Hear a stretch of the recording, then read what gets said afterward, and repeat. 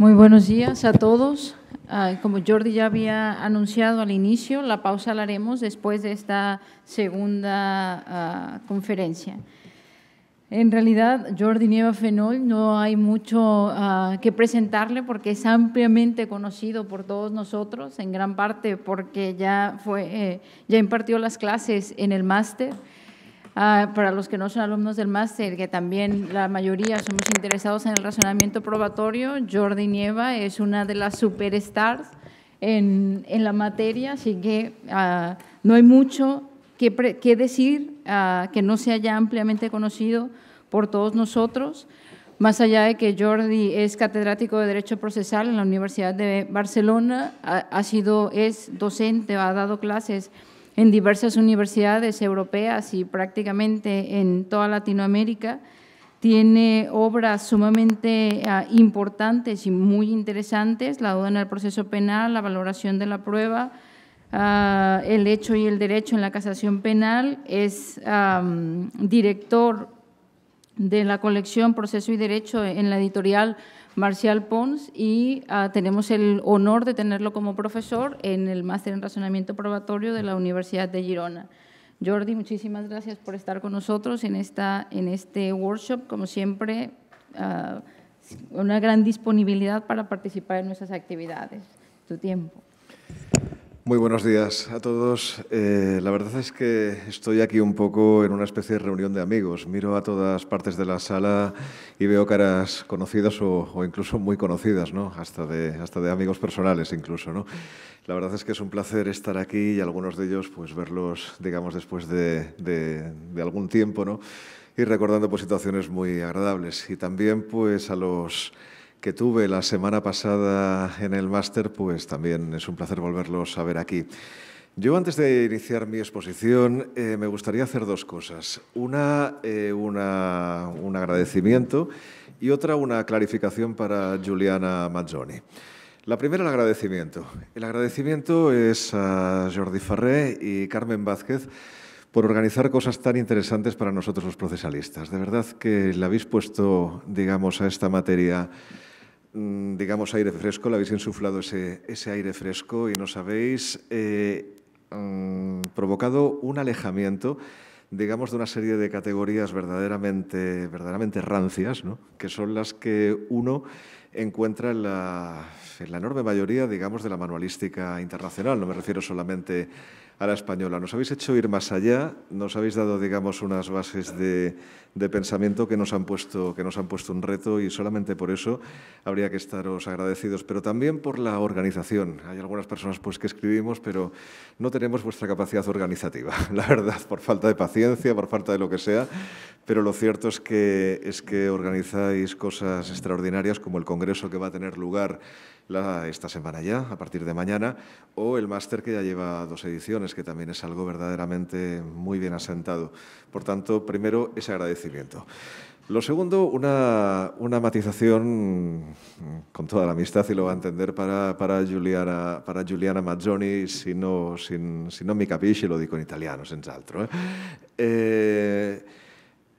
Toda la sala, o casi toda la sala, ha visto al gorila porque yo les hablé del gorila la semana pasada. Solo esta advertencia. Primera razón. Segunda razón, es cierto que hay más juristas que ven el gorila que no biólogos, psicólogos, médicos, etc. ¿Por qué?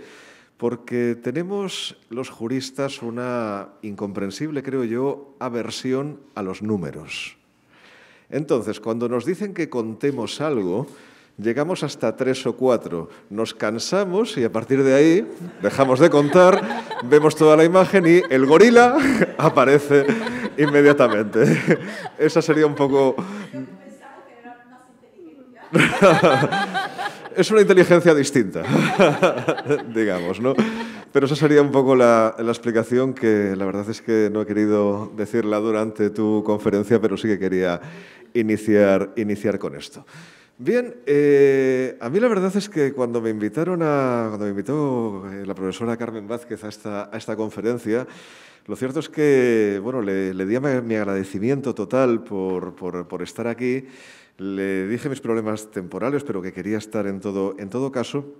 Pero luego ya en una conversación más pausada le hablé de que realmente mi posición era un poco comprometida, en el sentido de que iba a hablar primero una experta en psicología del testimonio y en último lugar una experta en neurociencia, que son temas que yo he trabajado bastante, porque pese a ser procesalista, como saben todos los que me han escuchado alguna vez, cuando yo hablo de prueba testifical o de declaración de personas en general, no solamente de testigos, en realidad hablo siempre de psicología del testimonio. Es decir, los juristas tenemos bastante poco que aportar en esto.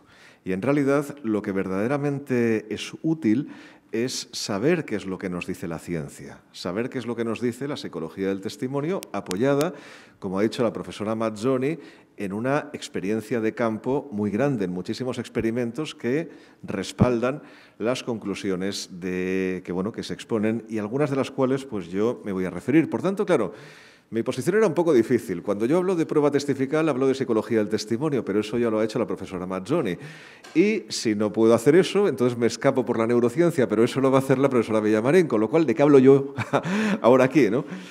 Entonces yo voy a tratar de explicarles lo que ha aportado, digamos, la ciencia jurídica a esta prueba, que ya les advierto que son básicamente solamente dos cosas. Ha aportado fundamentalmente mucha intuición, es decir, nada científico, simplemente intuición, y sobre todo ha aportado un tremendo número de errores. Y voy a tratar, digamos, de explicar por qué estoy diciendo esto con un poco de calma y haciendo un poco una reconstrucción histórica de por qué hablo de estas conclusiones, que además no me estoy refiriendo a la historia cuando hablo de esto, estoy refiriéndome estrictamente a lo que está sucediendo a día de hoy en los tribunales. Bien, el inicio de las declaraciones de personas, pues lo cierto es que no se sabe cómo ocurrió, pero sí que se sabe que ya desde el principio intuyeron los legisladores una dificultad tremenda de los jueces para saber quién decía la verdad y quién estaba mintiendo. Una dificultad verdaderamente tremenda. Es una de las razones por las cuales se empezaron a practicar las ordalías. Claro, básicamente cuando ocurría un delito, normalmente un robo o un homicidio, en aquella época, o nadie había visto nada, con lo cual no había realmente prueba que practicar, o bien, si alguien había visto algo, el problema que tenías es cómo hacer para creer o no creer a esa persona.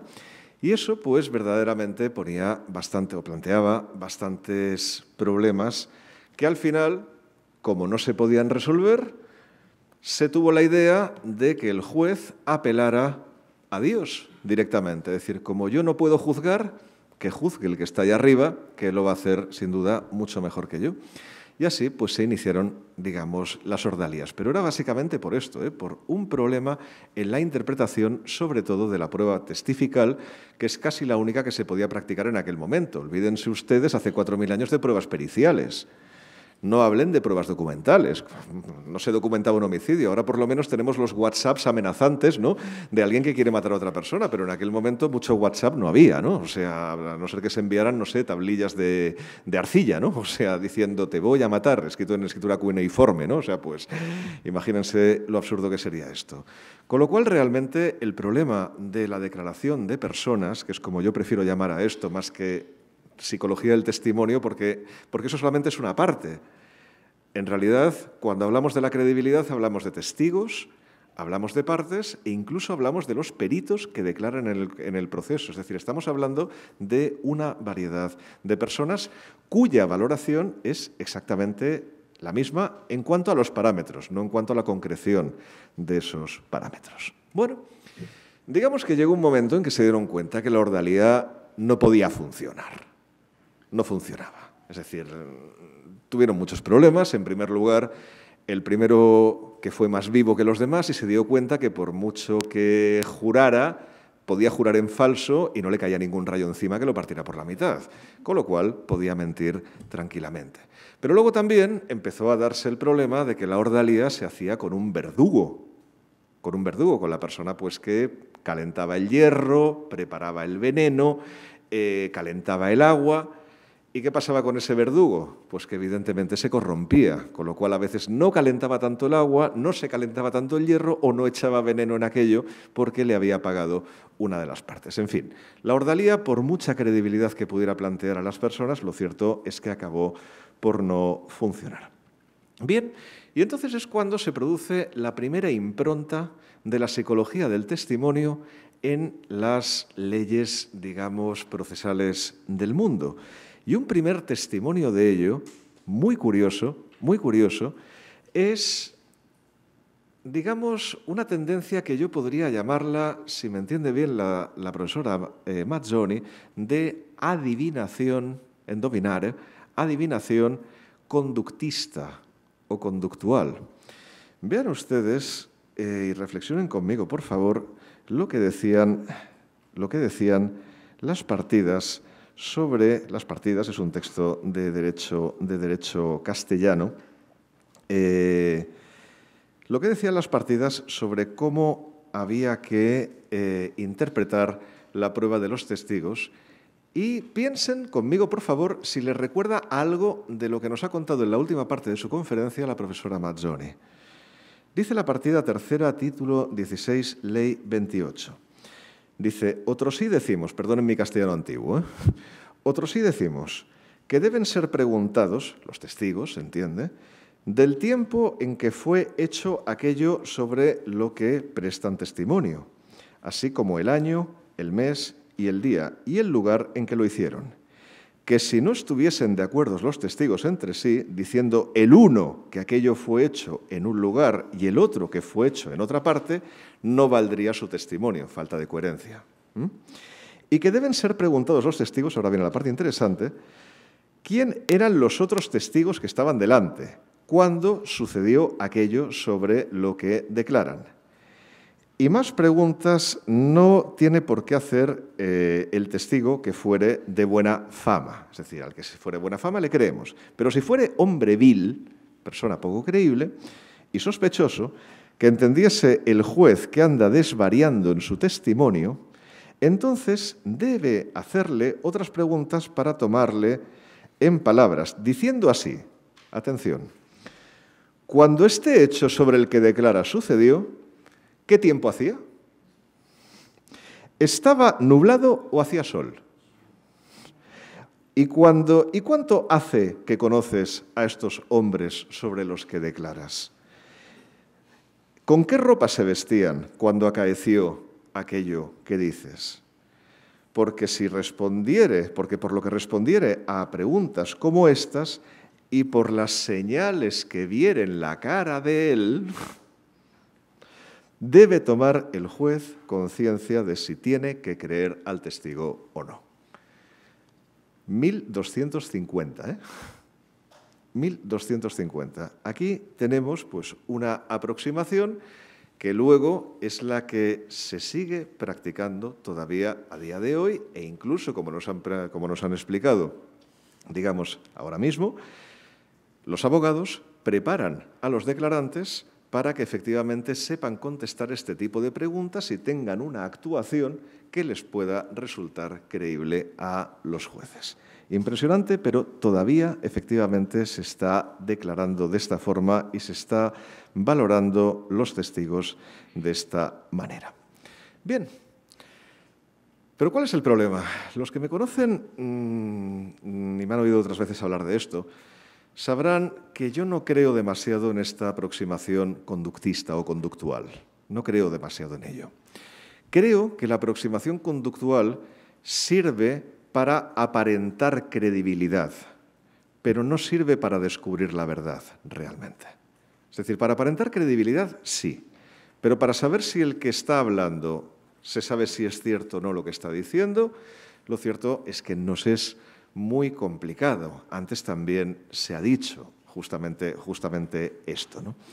Bien, y entonces los juristas de la época conscientes, digamos, de esta dificultad y conscientes de que había personas que declaraban muy bien, pero no aquel que declara mejor es el que dice más verdad, como antes se nos ha dicho también, entonces se inventaron un sistema de valoración de la prueba que era, perdónenme la expresión, profundamente estúpido. Era el sistema de valoración legal de la prueba. ¿En qué consistía este sistema de valoración legal? No les voy a hablar de todo él, sino que únicamente voy a hablar de él en cuanto a la declaración de personas.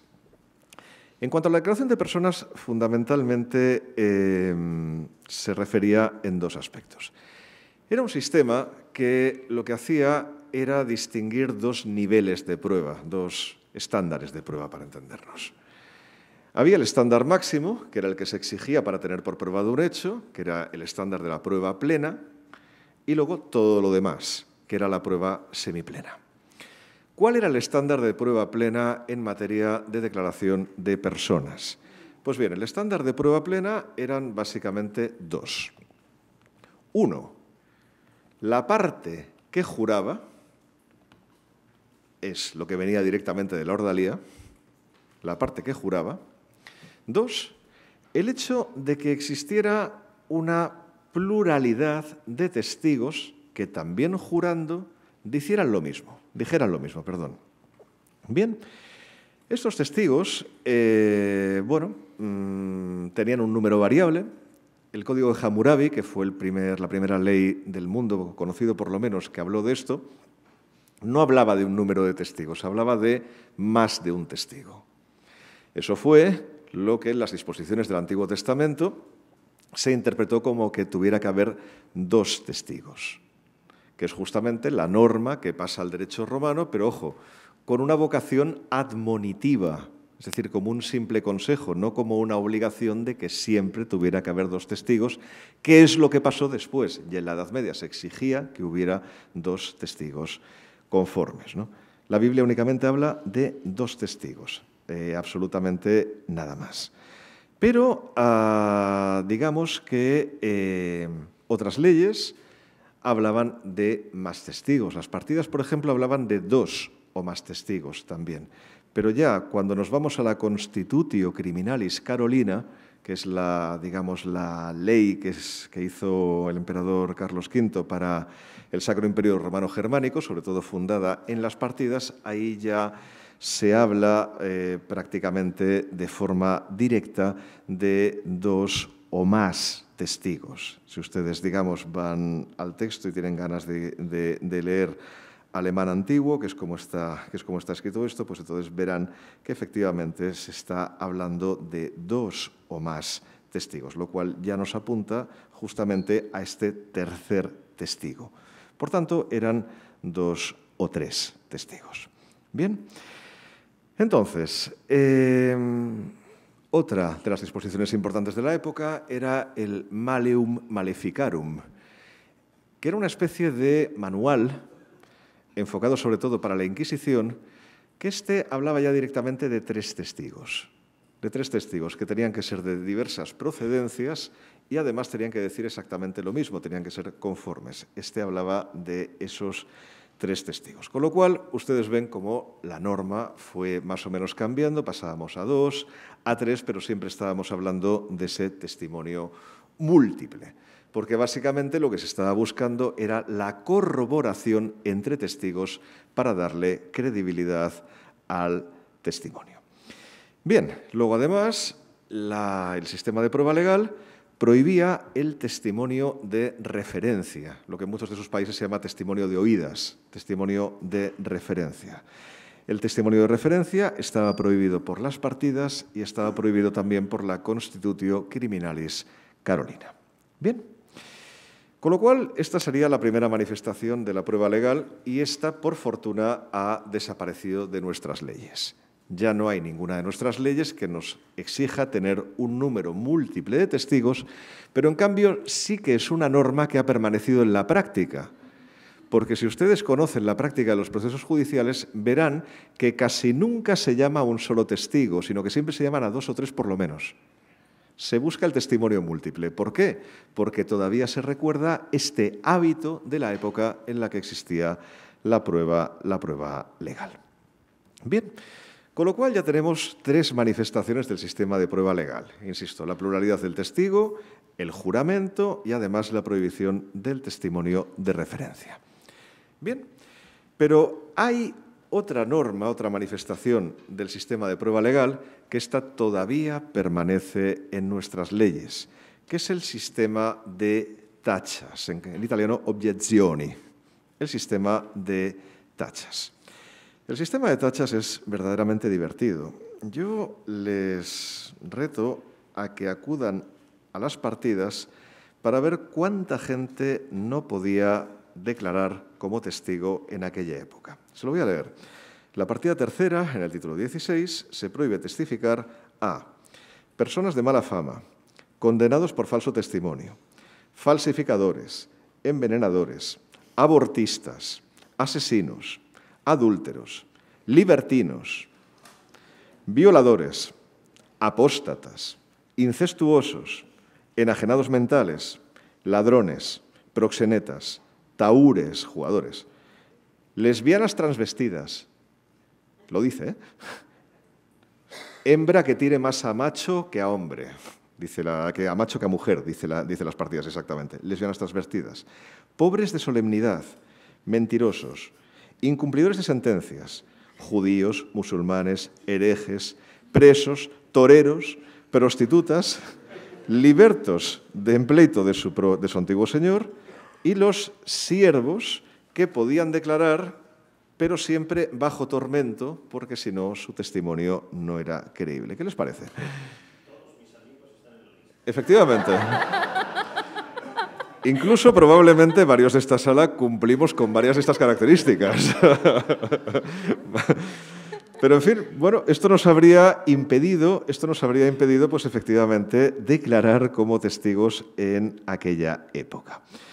Pues bien, luego además, si ustedes miran la regulación de la tortura en las partidas, que esta está en la partida séptima, no la busquen en la partida tercera, que no la van a encontrar en la partida séptima, se le está diciendo en todo caso al juez que torturaba, al juez que hacía torturar al verdugo, que sobre todo no le dijera al torturado sobre qué estaba declarando. Es decir, cuál era el delito del que se le estaba acusando, porque automáticamente el torturado diría, sí, efectivamente cometí ese delito y todo lo que me digas. Y tantas veces como me tortures, pues efectivamente voy a repetirlo o voy, como decías antes, a adaptar mi testimonio a lo que quieres oír. Siempre efectivamente es el mismo ejemplo y con la tortura, pues claro, lógicamente se hace todavía más evidente.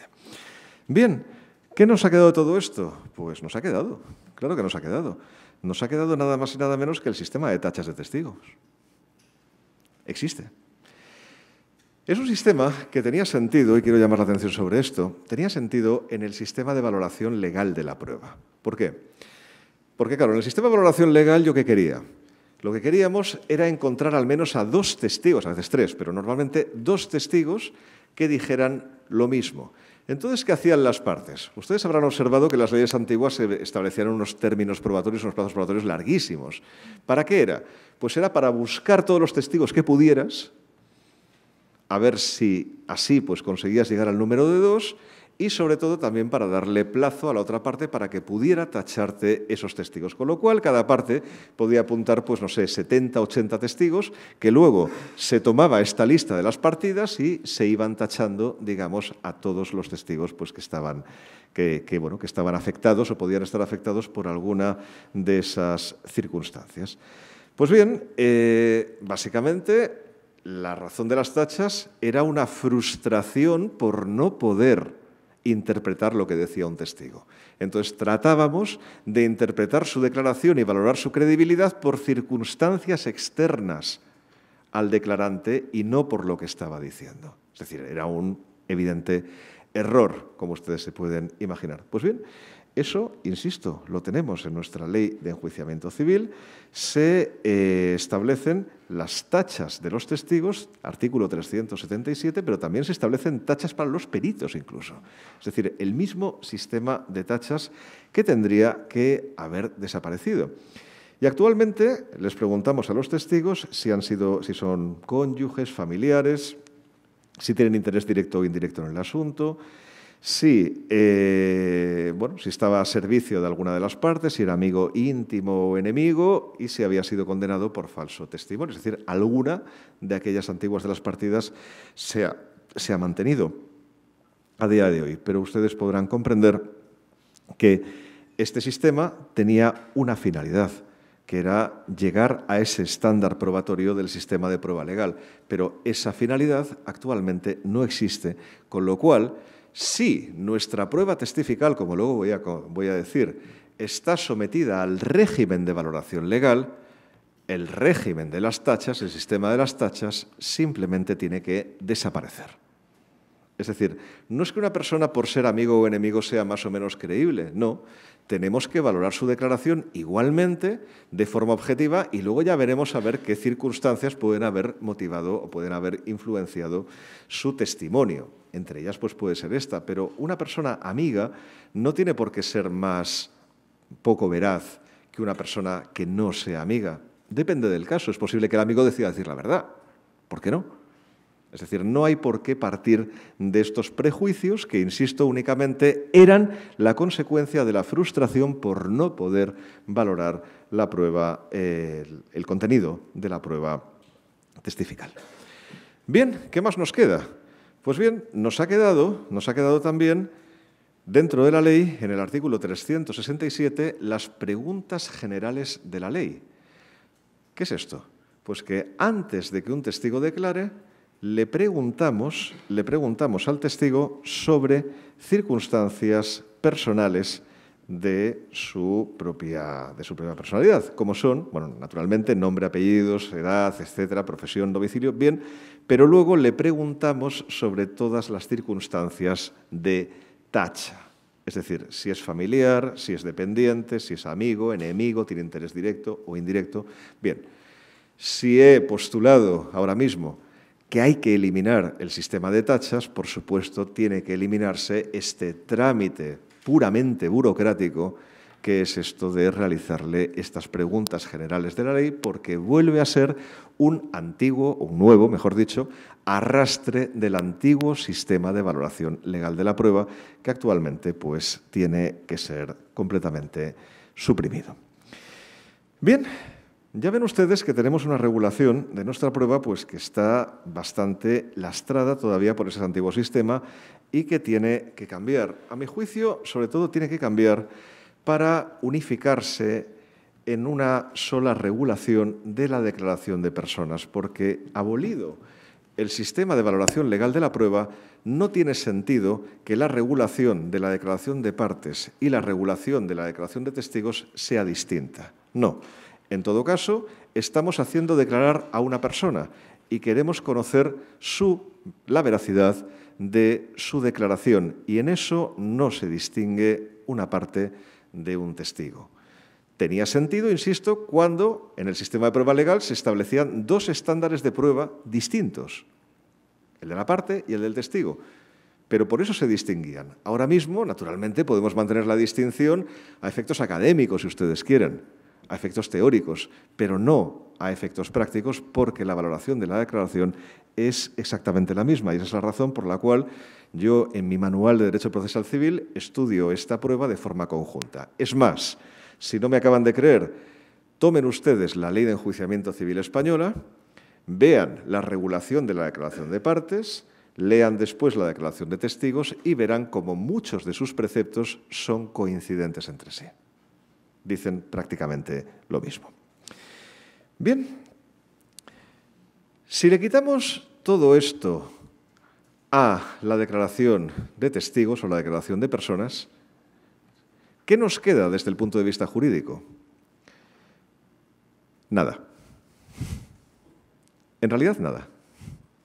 En realidad nos queda simplemente una persona que declara y que tiene que ser evaluada por los parámetros de la psicología del testimonio.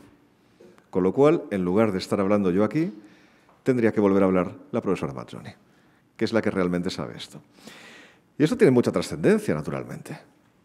¿Y qué trascendencia tiene esto? Pueden ustedes estar pensando, ¿está usted postulando que a partir de ahora la declaración de personas la tienen que practicar psicólogos del testimonio y no jueces. Pues miren, más de una vez me he visto tentado de decir algo así, pero no, porque evidentemente hay que interpretar lo que dice el testigo de acuerdo con lo que sabemos de un ordenamiento jurídico, y para eso hace falta, naturalmente, una formación jurídica profunda. Pero lo que sí que estoy diciendo, no digo eso por tanto, pero lo que sí que digo es que un jurista actualmente no puede no tener, o sea, debe tener formación sobre psicología del testimonio. No podemos seguir viviendo en el oscurantismo. No puede ser que cada vez que en una clase le preguntemos esto a un alumno, nos hable de lo que ha quedado de las antiguas reglas de valoración legal de la prueba. No, nos tiene que hablar directamente de la valoración de este testimonio y, por supuesto, nos tiene que hablar de la forma en cómo realizar esta declaración. Ustedes saben que existen dos tipos de interrogatorio, el interrogatorio de un estilo narrativo y el interrogatorio de un estilo pues, más punzante, más interrogativo, ¿no? Bien, ustedes saben que en general a lo largo y ancho del mundo se prefiere el segundo, a pesar de que es francamente preferible el primero, porque uno de los mandamientos de la psicología del testimonio es no dar información al testigo para evitar que el testigo asuma esa información como propia y genere un falso recuerdo. Claro, si le vas haciendo pregunta tras pregunta al declarante, ¿qué ocurre? Que al final, por ese ánimo de sacarse el problema de encima, va a acabar asumiendo información pues que evidentemente no parte de su propia memoria, sino que parte de lo que le están diciendo. Eso, por supuesto, hay que evitarlo. Bien, esto, por fortuna, lo tenemos en nuestra Ley de Enjuiciamiento Criminal. La Ley de Enjuiciamiento Criminal española está en el artículo 436. Se habla de que el método será el narrativo. Pero me parece que hasta ahora, me corregirás, Luisa, creo que no lo ha utilizado nadie en la práctica, o prácticamente nadie. Es decir, normalmente lo que hacen los fiscales y lo que hacen los abogados es llevar una lista de preguntas además larguísimas, en las cuales lo único que se busca es que el declarante diga si es cierto o no es cierto. Pero normalmente las preguntas son muy largas, con lo cual se está dando un montón de información al testigo. En realidad, lo que se está haciendo es nuevamente seguir los antiguos usos del sistema legal de valoración de la prueba, en lo cual se buscaba únicamente que un testigo no declarara espontáneamente sobre lo que supiera, sino que se buscara que se ratificara y jurara sobre aquello, nada más. Que ratificara lo que decía su interrogador, nada más que eso. Bien, con lo cual, pues no, eso hay que corregirlo y, por supuesto, hay que dar una instrucción a los juristas sobre toda esa materia. Y hay que aprovechar para quitar, digamos, algunas de las últimas direcciones que han surgido en toda esta materia y también hay que tratar de suprimir algo de lo que tenemos más arraigado a día de hoy y que no proviene directamente de ese sistema legal, pero sí que proviene de tiempos antiguos. Voy a referirme a dos puntos solamente.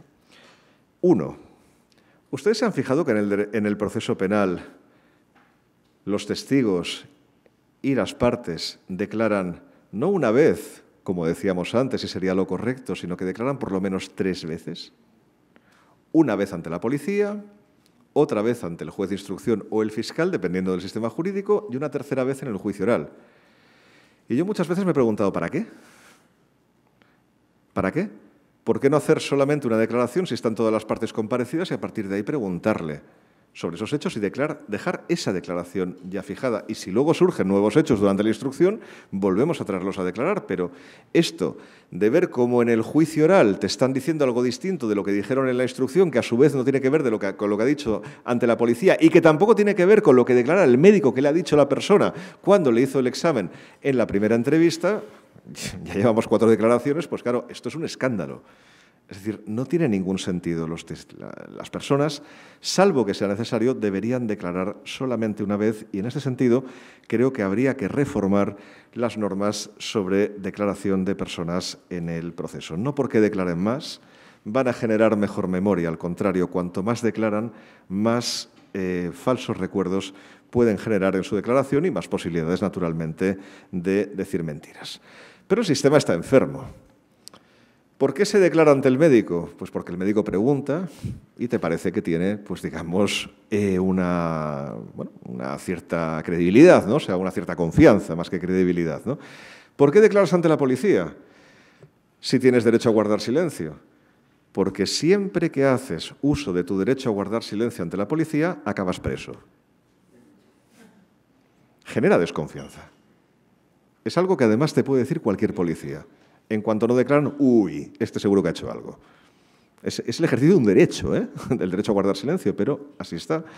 Por eso luego, claro, se declara otra vez en la instrucción si te has acogido el derecho a guardar silencio o no, y luego otra vez en el juicio oral. Esta situación, este estado de cosas, pues evidentemente hay que remediarlo. Exactamente igual que hay que remediar una de las estupideces más grandes que han podido surgir en los últimos años sobre valoración de la prueba de declaración de personas. Se ha extendido, por culpa del Tribunal Europeo de Derechos Humanos, una jurisprudencia que nos dice que en segunda instancia no se pueden revalorar las pruebas de declaración de personas. ¿Y por qué no se pueden volver a valorar las pruebas de declaración de personas? Pues dice la jurisprudencia del Tribunal Europeo de Derechos Humanos que es porque esas pruebas dependen de la inmediación, dependen de tener delante a la persona para verle la cara y verle los gestos y ver cómo actúa, etcétera, etcétera. Y claro, como eso no lo ha podido ver el magistrado de segunda instancia, es evidente que no podría criticar esa prueba, esa valoración de la prueba que hizo el magistrado de primera instancia ¿con qué elementos? ¿Con ciencia infusa? ¿Con intuición? ¿Mirando si le miraba directamente a los ojos o no? ¿Mirando si movía mucho las manos o no movía mucho las manos? Claro, mirar a una persona declarar puede ser muy desorientador. Y lo que nos interesa, que ahora voy a ello, a efectos jurídicos no es tanto la actuación de la persona, que eso puede ser interesante a efectos de apariencia de credibilidad, pero no de credibilidad intrínseca. Lo que nos interesa es lo que dice la persona, no cómo actúa, sino lo que realmente dice. Es decir, no nos interesa tanto el testigo como el testimonio. Es decir, esto en italiano es un poco difícil de traducir. No nos interesa tanto la persona como la declaración. ¿De acuerdo? Y eso es lo que realmente tenemos que valorar y eso es lo que sí que podemos motivar en una sentencia, porque ¿se imaginan ustedes a un juez motivando en una sentencia de primera instancia que no creyó al testigo porque movía mucho las manos, o porque se vistió inadecuadamente, o porque no miraba directamente a los ojos, o porque cambiaba mucho de postura mientras declaraba? Eso no se puede poner en una motivación. No. ¿Qué es lo que se puede mover en una motivación? Pues lo que ha dicho. Es decir, la valoración verdaderamente de su declaración a la que iré en último lugar. Pero antes, para acabar este punto, ¿de dónde viene esta jurisprudencia? O sea, ya demostrado que es absurda, ¿de dónde viene esta jurisprudencia?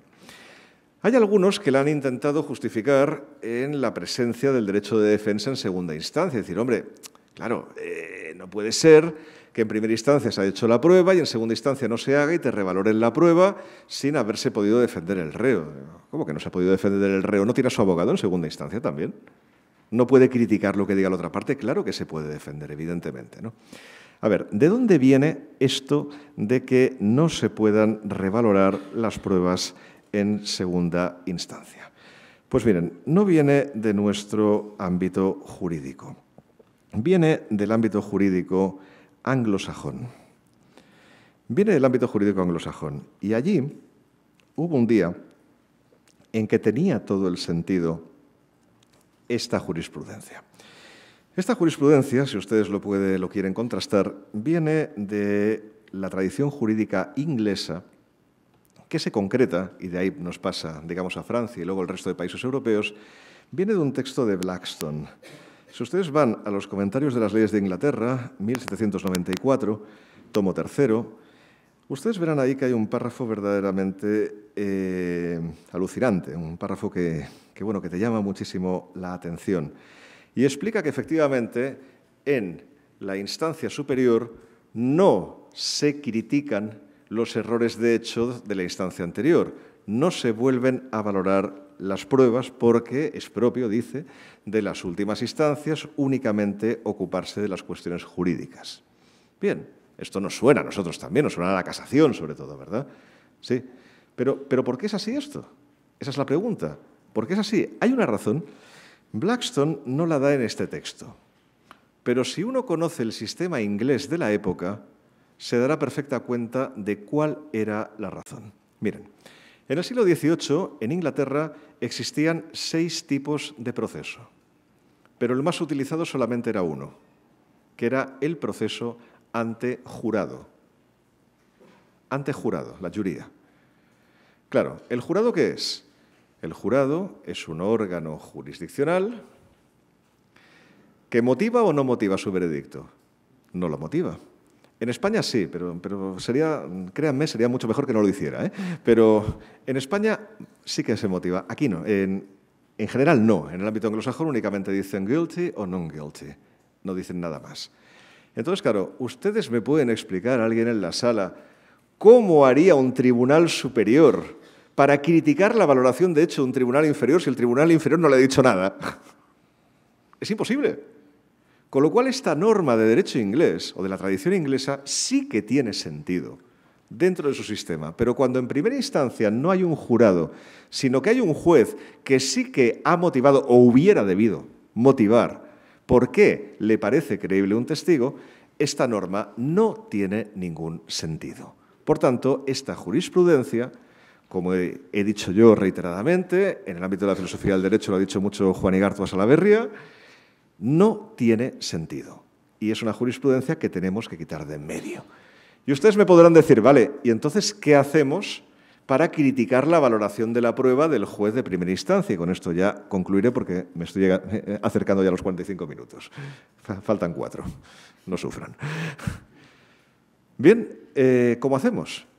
Pues bien, lo único que podemos hacer desde la perspectiva jurídica es nuevamente apoyarnos en vosotros, apoyarnos en la psicología del testimonio. No podemos hacer otra cosa.